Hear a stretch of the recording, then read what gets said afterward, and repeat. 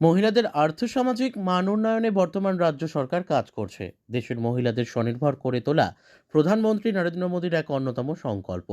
প্রধানমন্ত্রীর সংকল্পকে বাস্তবায়িত করতে রাজ্য সরকারও উদ্যোগ নিয়েছে। শুক্রবার মুখ্যমন্ত্রী ডক্টর মানিক সাহা হাপানিয়া আন্তর্জাতিক মেলা প্রাঙ্গণে 18তম আঞ্চলিক সরস মেলার উদ্বোধন করে কথা বলেন।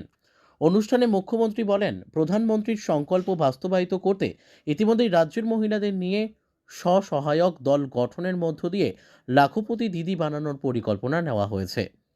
ইতিমধ্যেই রাজ্যে 51,364টি স্বসহায়ক দল গঠন করা হয়েছে।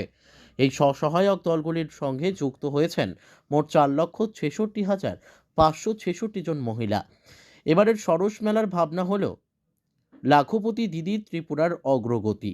এই উপলক্ষে মুখ্যমন্ত্রী সহ অন্যান্য অতিথিগণ লাখপতি দিদি বইয়ের দ্বিতীয় সংস্করণের মলাট উন্মোচন করেন।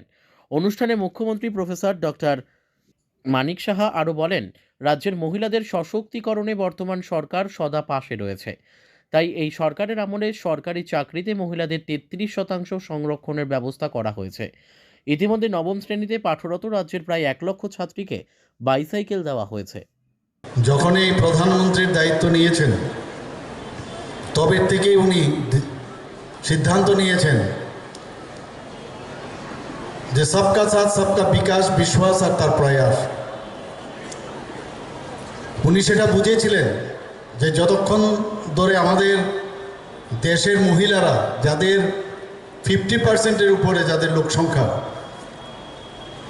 যাদের কথা এতদিন কেউ ভাবেনি, তাদের যদি উন্নতি না হয়, তারা যদি আর্থসামাজিকভাবে উন্নতি না হয়, তবে এই দেশের বা এই সমাজের কোনো দিনই উন্নতি হতে পারবেন না।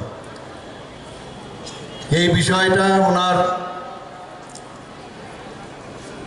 যখন ডিসিশন নিলেন, সেটা কিন্তু আজকে আমরা তার প্রতিফলন আমরা দেখতে পাচ্ছি। লাখপতি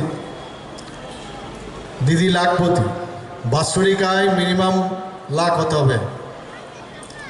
সেটা কৃষিকার্যে হোক, বিভিন্ন হস্তশিল্পের বিষয় দ্বারা, ফিশারিতেই হোক,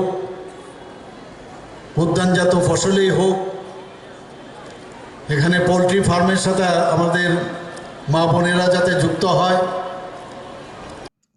18তম আঞ্চলিক সরস মেলা আগামী 8ই জানুয়ারি পর্যন্ত চলবে। Bureau report, news daily Bharat.